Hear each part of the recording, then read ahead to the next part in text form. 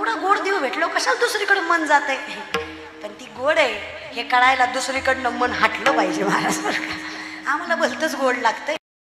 आता काय त्या गोडाचं सांगावं आम्ही तरी तुम्हाला. चुकीचं गोड लागलं ना येडक मदन केवळ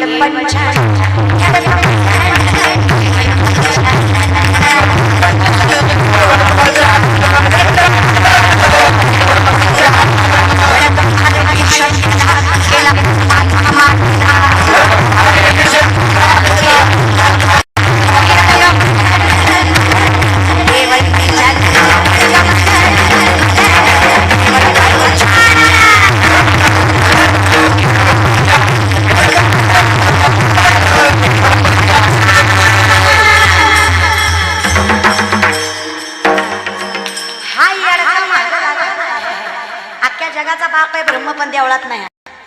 अख्ख्या जगात पुष्कर क्षेत्र सोडलं तर ब्रह्मदेवाचं मंदिर नाही. नजर बुद्ध जबर मोठे गबाई घाली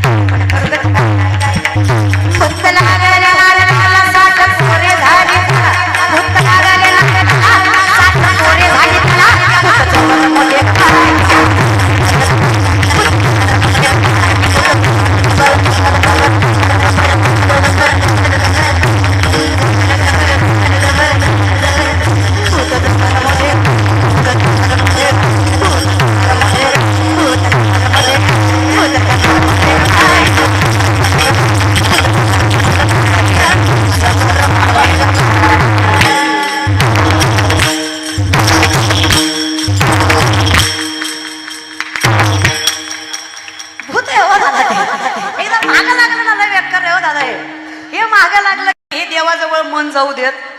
देवाजवळ मन जायला ह्या भूताला मारलं पाहिजे, या याडक्याच्या नादी नाही लागलं पाहिजे. नाथ बाबाचं मत आहे. मग माझं मन देवा तुझ्या चरणी येतं. आणि एकदा तुझ्या चरणी माझं मन आलं, माझ्यासारखं आनंदीच नाही. किती मन बेकार. माकडाला दारू पाजली, लक्षात आहे ना, लक्षात ठेवीत जा माझ्यासारखा. माकडाला दारू पाजली, दारू पाजल्यावर त्याला विंचू चावला, विंचू चावल्यावर पाठीमागं भूत लागलं. माकड किती पळत. मर्कटो सुरापानम यत्र वृश्चिक दंशनम तन्मध्ये भूतसंचारो यद्वा तद्वा भविष्याते. विचार करा त्या माकडाचे काय हाल होतील. एवढं मन चंचल आहे. जसं देवा तुला पाहिलं ह्या मनाला स्थिरावता आलं, आणि जसं माझं मन स्थिरावलं काय सांगू देवा तुला माझी अवस्था. अवघेची त्रैलोक्य आनंदाची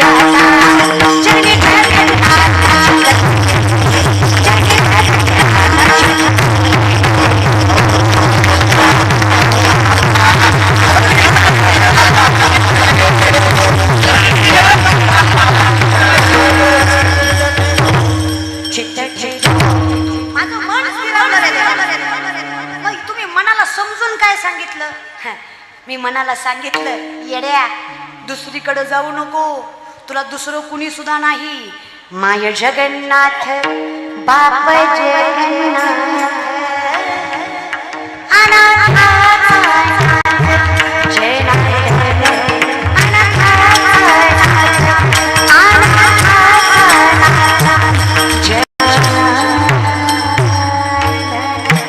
मी मनाला समजून सांगितलं, मना माझ्या मनाला गो छंद छंद, माझ्या मनाला गो छंद नित्य गोविंद गोविंद नित्य गोविंद गोविंद, माझ्या मनाला गो छंद छंद, माझ्या मनाला गो छंद. त्याला सांगितलं हा एकच देव तुझा आहे, देवाच्या पलीकडे तुझं कुणी. त्याला सांगितलं सांगडे बांधारी बांधारी भक्तीची नारायण नामाची, नारायण नामाची. त्याला सांगितलं हा मोरयाच्या दारी ठेव मस्तक चरणावर, एकदा उभा राहा. उभा म्हणजे दोन पायावर उभा नाही बरं का. उभा म्हणजे सावध. उभा म्हणजे काय सावध. मग बघा आपण म्हणतो देवाची हे उभा. उभा म्हणजे सावधतेनं उभं राहा. आणि सावध म्हणजे काय सत्य कळणं. तुका म्हणे सत्य कर्माभावे साह्य घातली भय आमची अवस्था. तुका म्हणे कैसे आंधळे हे जन गेले विसरून खऱ्या देवा. मला खरं कळणं म्हणजे उभा राहणं. आणि एकदा मला खरं कळलं की मी वैराग्य स्वरूप. म्हणे वाचा करणी जयाची या भजनी देवाची या वाहनी ते शरीर जाती एक क्षणी देवाची झाली. आणि ज्यांना घाई आहे घरी जायची बसा बसा नाही त्यांनी पटकन उठा आणि घरी जा, मस्त झोपा. सकाळी उठाल याची गॅरंटी मी देणार नाही, तुम्ही झोपा फक्त महाराज बरं का. किती घाई कराल रे. आणि पुन्हा माणसं म्हणतात देव, मी काय म्हणते उभा राहायचं आणि तुम्ही काय. हीच फरक आहे आपल्यात. अहो संतांना आयुष्य गेलं तरी कळत नव्हतं संसाराचं. आपण दर्शनाला आलो की ड्रायव्हरला म्हणतो गाडीचं तोंड वळवून ठेव, म्हणजे दर्शन झाल्या निघा येतं महाराज बरं का. आपण गाडी वळवूनच ठेवतो, मग तेवढं देवाच्या दारात दम निघून आपल्याला तेवढा तरी धीर कशाला. असलं वागून पुन्हा माणसं म्हणतात अरे वेड्यांनो वेळेत की काय. कीर्तन वेळेतच संपत असतं, कीर्तनाला वेळच असते प्रत्येक, हे काही पुढं जात नसतं. पण देव तुमचा संयम बघतो की नाही. त्यामुळे उठायचं तर बिंदास उठा, माझं काही मत नाही त्याच्याविषयी. फक्त विचार करा प्रत्येक गोष्टीचा आणि मग देवाला दोष देत जा, हो की नाही. तुम्हाला माहित आहे आता संपत आलंय, कारण तुमची रोजची सवय. तुम्ही 9 दिवस तेवढं तर केलंय महाराज बरं का. तुम्हाला माहित आहे कधी संपत, तुम्ही त्या हिशोबावर आता संपत आलं ते आम्हालाही कळतं की आलंय संपत ते. पण स्थिर असणं, आपल्या गावाची शोभा राखणं आपल्या हातात असतं. त्यामुळे विनाकारण उठायचं असेल तर एकदाच उठा, पुन्हा 100 वेळा नाही. तुमच्या पाया पडते कीर्तनाचं. तुमच्यामुळे कीर्तनाला विक्षिप्तपणा येईल हे मला चालणार नाही माझ्या कीर्तनामध्ये. त्याच्यामुळे उगा दुर्व्यवहार नको. चला या विषयात. म्हणून देवा उभा राहणं म्हणजे सावध होणं, वैराग्य चैतन्यमय होणं म्हणजे जन्ममृत्यूचं बंधन टाळणं. एवढी म्हणतात म्हणे वाचा करणी जयाची या भजनी देवाची या वाहनी ते शरीर जाती क्षणी देवाची झाले. ज्याच्या मनात आणि मुखात भगवंत आहे ते शरीर राहात देव पहावया गेलो तेथे देवची होणी ठेलो. माणसं म्हणतात देवाचं नाव काय देतं. 24 वर्षाची पोरगी मी, एका पायावर उभा राहून तपश्चर्या केली असेल का वनात जाऊन. फक्त ज्ञानोबरायांच्या समाधीवर मस्तक ठेवलं, फक्त माऊलींना माय मांडलं, पांडुरंगाला बाप मांडलं, गणराया चरणावर मस्तक ठेवलं. आम्ही फक्त भगवंताच्या चरणावर मस्तक ठेवलं. देवानं इतकं मोठं केलं, आज अख्खा महाराष्ट्र पात्रता नसताना आमच्या चरणावर मस्तक ठेवतो. अजून काय झालं.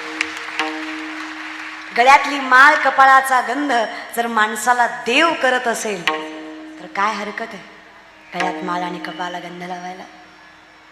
खूप ताकद आहे या माळेत, खूप. घालून बघा. ज्ञानेश्वरी नाही कळली तरी वाचा. तुम्हाला ज्ञानेश्वरी नाही कळली तरी चालेल, ज्ञानेश्वरीला तुम्ही कळलात, तुमच्या जीवनाचं कल्याणच फक्त माऊलींना कळू द्या. हे लेकरू माझं आहे. खूप ताकद आहे या ज्ञानेश्वरीत, खूप ताकद आहे या गाथ्यात, खूप ताकद आहे या मंडपात. अनुभवा फक्त. तेव्हा मी उभा राहिलो, तुझ्या दारी आलो आणि मी सावध झालो. इतका सावध झालो की मला कळलं हे शरीर नाशिवंत आहे, आत्मान परमात्म्याचं मिलन खरं आहे. आम्हा तया परस्परे एका नामाचीच अंतरे.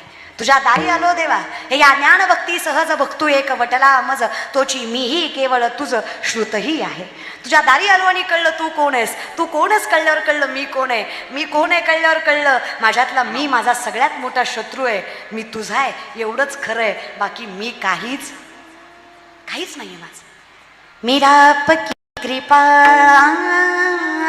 से सबका हो रहा करते हो तुम कन्हैया मेरा नाम हो रहा. मेरा आपकी कृपा से सबका हो रहा. कुणीतरी विचारलं, खायची पंचायत होती, आज काय खावं कळत नाही. माणसं विचारत नव्हती, आज मागं पुढं फिरतात. कस काय. पतवार की बिना ही मेरी नाव चल रही है, हैरान है जमाना मंजिल भी मिल रही है, करता नहीं हूँ कुछ भी फिर भी नाम हो रहा है. मेरा आपकी कृपा से ये काम हो रहा है. मी काहीच करत नाही, काहीच नाही. समाजानं किती त्रास द्यावा, सोयराधाऱ्यांनी किती पाय खेचावे, लोकांनी माझ्या अपयशाची नजर रोखून वाट बघावी आणि भगवंतानं माझ्या मस्तकावर हात ठेवावा. प्रत्येकाच्या डोळ्यात देखत अपयशाला यश करायची ताकद माझ्या मनगटात येईल. फक्त भगवंतानं माझ्या मस्तकावर हात ठेवावा, मला उभा करावा. मी सावध होईल. तो कधी करेल जेव्हा तुम्ही भजन कराल, जेव्हा तुम्ही मायबाप म्हणाल देवाला. करायचं भजन देवाने सांभाळावं असं वाटतं ना, दोन्ही हात वर करा, मोकळे व्हा. हात वर करायचं म्हणजे देवा मी मोकळा आहे, मला काही बंधन नाहीये तुझं भजन करायला. दोन्ही प्रेमाने पार्वतीच्या नंदना मोरया गजानना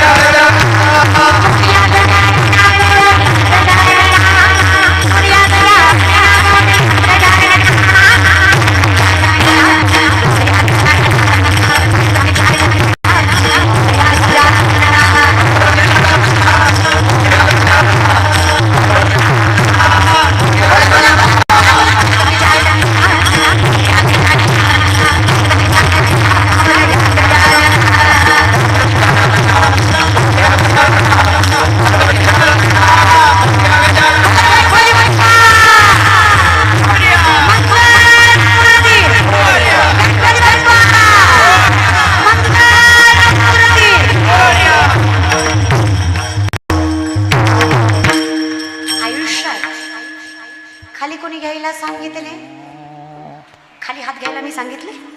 असू दे, घेतलेत तर घ्या. तुम्ही कुठं ऐकायला बसले? तुम्ही एवढे आले, यातले अर्धेच कीर्तन ऐकायला आले, अर्धे एकाच कामासाठी आले. टीव्हीत बघितली, एकदा समक्ष बघायची, एवढाच हट्ट आहे तुमचा माणूस बरं का. पण तुम्हाला मी एक खरं बोलू का दादा, कीर्तनकारामुळे कीर्तन कधीच मोठं होत नाही. कीर्तनामुळे कीर्तनकार मोठा झाल्याशिवाय राहत नाही. ताकद कीर्तनात असते, माणसात नाही. पांडुरंग वाळवंटात गेल्यावर तुमची प्रसिद्धी बघून दर्शन देत नाही, तुमचा भाव बघूनच दर्शन देतो. त्यामुळे सावध व्हा, उभे राहा, करा विचार. हे सगळं खोटं आहे. नावलौकिक, समाज प्रतिष्ठा सगळं खोटं आहे. खरं एकच आहे, माय जगन्नाथ बाप जगन्नाथ, अनाथाचा नाथ. एवढंच खरं आहे आणि एवढंच खरं मला आनंदी करतं. मग मला गणरायांचा जन्म करायचा आहे, मला गणरायांना अस्तित्वात माझ्या आणायचं आहे. आता दंतकथा सगळ्यांनाच माहीत आहे. पार्वतीचा मळी काढला, मग गणपती केला. मी तुम्हाला शास्त्र सांगते. भक्ती म्हणजे पार्वती आणि विश्वास म्हणजे महादेव. शास्त्र सांगतं भक्ती म्हणजे पार्वती, विश्वास म्हणजे महादेव. जेव्हा विश्वासाचं भक्तीशी पाणीग्रहण होतं त्यावेळेस वैराग्य जन्माला येतं आणि वैराग्य म्हणजे गणपती. चैतन्य म्हणजे गणपती. आणि जेव्हा वैराग्य आयुष्यात येतं तेव्हा बुद्धीला, ज्ञानाला काहीच कमी पडत. म्हणून देवा, हा वैराग्य गणपती माझ्या आयुष्यात आणायचा असेल तर मला भगवंतावर विश्वास आणि भक्ती ठेवली पाहिजे आणि त्याच्यासाठी माझ्या मुखात नाव त्याचं पाहिजे. विठोपाय रखुमा